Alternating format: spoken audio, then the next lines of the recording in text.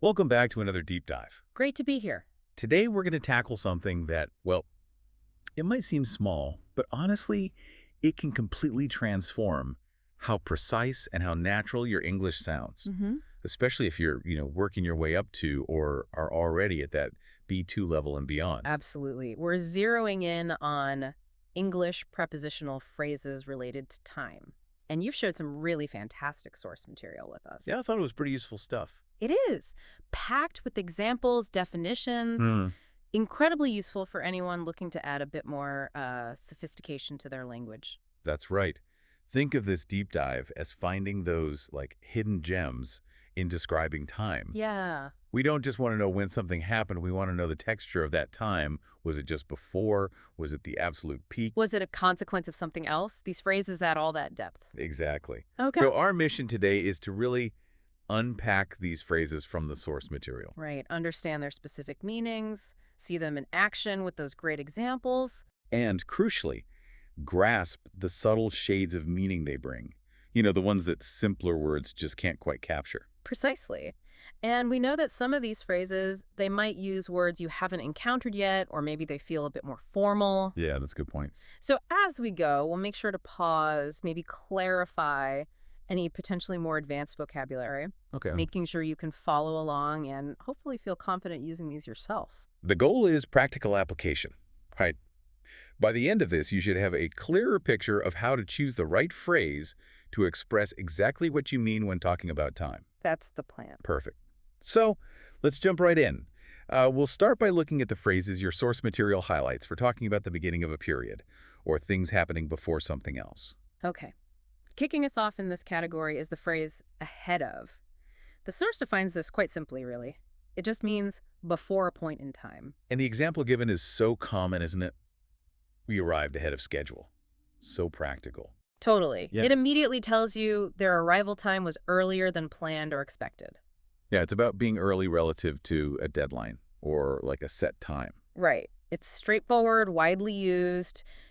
Being ahead of schedule on a project, arriving ahead of the crowd. Finishing a task ahead of the deadline. Yeah. It conveys that sense of completion or arrival happening before the designated time. Okay, gotcha. Now let's look at a phrase that also means before, but feels, well, quite different. Prior to. Yes, the source points this one out too. Prior to also means before, but it emphasizes its formality. And that formality is key, I think. You wouldn't typically say, I had coffee prior to leaving the house this morning in just everyday chat, would you? No, definitely not. The example from the source really shows this. You must read the contract prior to signing. Right, that sounds much more natural for prior to. Exactly. It's much more likely in formal instructions, legal documents, maybe academic writing, official announcements. So using prior to instead of just before immediately signals a more serious or official context. Yeah. The word prior itself means existing or coming before in time or order or importance. And adding to makes it this useful prepositional phrase specifically about time. That makes sense. So choosing prior to isn't just about when, it's also about the register, like the level of formality of the conversation or the writing. Precisely. Okay, shifting slightly. The next phrase is on the eve of. The source defines this as meaning just before a significant event. This one has a particular flavor, doesn't it? It's not just any time before. No. On the eve of implies the day or the immediate period right before something important, often something anticipated, maybe even a bit tense. Yeah, that's a good way to put it. The source example, the speech was delivered on the eve of the election, is perfect. It really is. It conjures up images of, final preparations, last-minute campaigning, that high tension right before a major event. Using on the eve of definitely elevates the importance of both the speech and the election itself, compared to just saying the day before. Right. And you mentioned significant there. That just means important or noteworthy, doesn't it? Exactly, important. And eve, well, traditionally it meant the evening before a religious festival, but now we use it more broadly for the period just before any important event. Got it. So it adds a layer of anticipation or maybe weight. Tells you this wasn't just any day, it was a crucial moment. Absolutely. And speaking of the period leading up to something, the source gives us in the run-up to. This phrase means during the lead-up period before an event. Okay, so this refers more to the whole period of preparation, activity, the build-up before a specific event happened. Yes, the source example is clear. There were daily rehearsals in the run-up to the performance. Right. So that phrase covers all those days, maybe weeks, of hard work, practice, preparation, leading right up to the final show. It's not just a single moment, like on the eve of, it's the entire active period preceding it. The term run-up itself kind of gives you that image, doesn't it? Building momentum towards something. Yeah, it does. It's that period of intensified activity or preparation. And just to be clear for everyone, activity just means doing things happening, and preparation is the process of getting ready for something. Perfect clarification. So the run-up is the time when all those preparatory activities are taking place. Okay, great. So we've covered phrases for before and leading up to. Let's move on. What about phrases describing things happening during a period, or maybe at the same time as something else? Right. The source introduces in the course of as meaning simply during. Okay, during. Seems straightforward. It is, and it's versatile. Often used for longer durations or processes. The example is several changes occurred in the course of the year.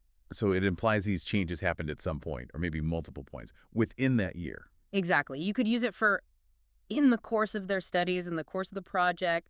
In the course of the conversation. Yeah, it's a general way to refer to the time within a defined period. The word course in this context just refers to the progress or flow of something over time. Okay, so it covers the duration, but doesn't really specify when within that duration. Precisely. Now, for a much more specific point during something, we have at the height of. Oh, I like this one. It means during the most intense period of something, right? Exactly. The source example is quite vivid. At the height of summer, temperatures soared. So not just any time during summer. No, the absolute peak, the hottest part, when summer is at its maximum strength. You can use it for anything that has a peak or, a most intense point. Like at the height of the storm. Perfect. Or at the height of his fame, at the height of the rush hour. It really conveys that sense of a climax or a maximum point. You use the word intense there. That just means very strong or extreme or severe, doesn't it? Yes, exactly. So at the height of mire means when something is at its most powerful or extreme. Okay. It paints a really clear picture of the peak moment. It does. And what about two things happening at the exact same time? For that, the source gives us simultaneously with. Ooh, this one sounds quite precise. It means at the same time as, the example is, they left work simultaneously with the power cut. Right. Tells you the act of them leaving work and the power going out happened at the exact same moment. Wow. The word simultaneously itself means happening, operating, or existing at the same time. So adding with just connects the two events that occurred concurrently. Okay, so using simultaneously with is maybe a more formal or emphatic way of saying at the same time as. You'd say so, yeah. It really highlights that perfect timing overlap. It's a great phrase for describing concurrent actions or events then. Definitely. All right, so now that we've explored happening during a period, let's look at phrases for talking about time after something has concluded or the ending of a period. Okay, sounds good. First up in this category from your source is in the aftermath of. This means after a significant event. Yeah, and this phrase carries a strong connotation, doesn't it? It feels like it. Aftermath isn't typically used for just any old after. No. As the source implies with its example, in the aftermath of the war, rebuilding began. It often refers to the period following something difficult, disruptive, maybe even destructive. Right. So if you say in the aftermath of something, you're usually implying that the event was challenging or damaging. And the period that followed involved dealing with the consequences, recovery, rebuilding. Okay. So the word aftermath itself specifically refers to the consequences or effects of a significant, often unpleasant event. That's a great summary. It's much stronger than just saying after the war. Yeah, it signals a period of dealing with the results of something big, often negative, like a natural disaster, a conflict, a major crisis. Exactly. Next, the source has following on from, which means happening as a consequence. Okay, so this one highlights more of a cause and effect link between two events. Yes. Something happened and the next thing happened because of it. The source example. The changes followed on from the new regulations. Ah, okay. So the new regulations were the cause, and the changes were the result, the consequence, that happened following on from those regulations being put in place. Yes. Exactly. It clearly links the action to its outcome. The phrase following on from Poe emphasizes that the second event is a direct result or maybe a continuation of the first. So it's about sequential time, but with that added idea of one thing leading to the other. Right. And for something that started at a specific moment and just kept going, the source gives us from that point onwards. This means starting at that time and continuing. This phrase marks a clear moment in time, doesn't it? And says that from that instant, something became true or started happening and, well, hasn't stopped. Yeah. The example. From that point onwards, everything changed. Powerful. It is. It's often used to describe a significant shift or turning point after which things were just permanently different. Onwards here just means moving forward in time. Right. So from that point onwards clearly sets a start time for a continuous state or action. It sort of draws a line in the sand. Everything before was one way, and from that moment forward, it was another. It emphasizes the continuity of the change. Exactly. A very powerful way to describe a lasting change that was initiated at a specific time. Okay, let's shift gears again. Okay. Let's look at phrases that describe how often something happens, the category of frequency and repetition. Ah, yes. Frequency. A classic phrase from the source here. From time to time. Yeah. Which simply means occasionally. Right. It's a very common, very natural sounding way to say sometimes, but it implies irregularity. It's not scheduled. Exactly. The example. We meet for lunch from time to time. Means you have lunch together sometimes, but not on a fixed day or a set number of times per month. It's sporadic. Okay. But in contrast, the source also lists at regular intervals. This means repeatedly at set times. Ah, so this is basically the opposite of from time to time. Pretty much. At regular intervals implies a consistent fixed pattern or schedule. The example. The bells rang at regular intervals. That could mean the bells ring every hour or every 30 minutes. Every 15 minutes. Whatever the set time is between each ring. Yeah. The key is that the interval, the period of time between the events, is always the same. Right, so from time to time is random frequency. At regular intervals is predictable frequency. That's a really useful distinction, actually, for B2 plus learners to grasp, to be precise about timing. Definitely. And speaking of intervals, just to clarify, an interval is that period of time between two events or moments. Precisely. And to talk about frequency over a longer, perhaps less defined period, the source includes over the years. This means during a long period. Simple but effective phrase. The example. Their friendship has grown over the years. It describes a process or state that developed gradually across many years. Yeah, you could use it for changes, developments, relationships, skills, anything that's been building or occurring throughout a significant span of time. It implies duration and often, like you said, gradual change. Okay, final category then. The source includes some more general time references that don't quite fit neatly into before, during, or after. Right. First among these is as early as. The source explains this means sooner than expected. The example. The flowers bloom as early as February. This phrase often conveys a slight sense of surprise, doesn't it? Yeah. Or highlights something happening sooner than is typical for that situation. Yeah, it notes that the event happened at a time which is considered early on a given scale or context. It emphasizes the early timing, often contrasting it with a later, more usual time. Got it. Okay, next we have up to the point of. The source says this means until a specific limit or state is reached. And the example is powerful, quite clear. He worked up to the point of exhaustion. Wow. Yeah, that phrase clearly indicates a limit was reached. He didn't stop before exhaustion, and he couldn't work past it. No. Exhaustion was the absolute end point of the action. It defines the boundary for the duration or intensity of an action. And exhaustion itself means, like, a state of extreme physical or mental fatigue, being completely worn out. Exactly that. Completely worn out. So working up to the point of exhaustion means working until you're completely tired and just unable to continue. It's a very strong way to describe stopping because you physically or mentally couldn't go on. It is.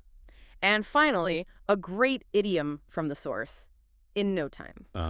This one's so common and useful. It means very quickly. The example. Will be finished in no time. Yeah, it's definitely an idiom. The meaning isn't obvious just from the words in, no, and time. Right. It means in a very, very short amount of time. Like, don't worry, the bus will be here in no time, or I can fix that for you in no time. It implies speed and efficiency, and it definitely helps you sound much more like a native speaker compared to just always saying very quickly. Absolutely. Learning idioms like this is a big step in reaching that B2 plus fluency. They're like little codes you learn that unlock more natural communication. Wow. Okay, we covered a lot there. From starting ahead of schedule. Finishing in no time. Right. We navigated the period in the run-up to an event, discussed what happened in the course of a year. Describe the peak at the height of something. Examine the challenges in the aftermath of a difficult event. Noted how things followed on from changes and marked turning points from that point onwards. Phew. And we also clarify the difference between doing things from time to time versus at regular intervals. Oh, yeah, and talked about duration over the years. And we looked at things happening as early as expected or continuing up to the point of a limit. It's really clear that moving beyond just before, during, and after, and using these specific phrases adds so much, well, precision and flavor to your English. Totally agree. Using phrases like prior to for formality or in the aftermath of to convey consequences or at regular intervals for scheduled events, it just shows a much higher level of language control. And that's exactly the kind of detail that distinguishes, a B2 or C1 speaker. It allows you to express exactly the nuance you intend. Exactly. So we really encourage you now to start noticing these phrases when you're listening to podcasts like this one. We're watching movies, reading articles. You'll start seeing them everywhere, honestly, and that exposure is key. And then the next step is to actually try using them yourself. Pick one or two that maybe resonated with you today. Yeah, and consciously try to incorporate them into your speaking or writing this week. It might feel a bit awkward at first, but that's how you make them part of your active vocabulary. Definitely. Understanding and using these subtle differences in timing phrases really adds significant value to your communication, allows you to be clearer, more accurate. And sound more sophisticated. It's about painting a more detailed picture with your words. Absolutely. So now that you've explored all these different ways of marking time, here's something to think about. Mm-hmm. Consider your own day or week. Mm-hmm. How many different prepositional phrases could you actually use to describe what happened and when? What subtle shades of meaning do they add that maybe a simpler word wouldn't capture? Yeah, what moments in your recent past could be described as happening on the eve of something or perhaps in the aftermath of something else? Good question. Something to think about as you go about your day. That's it for this deep dive.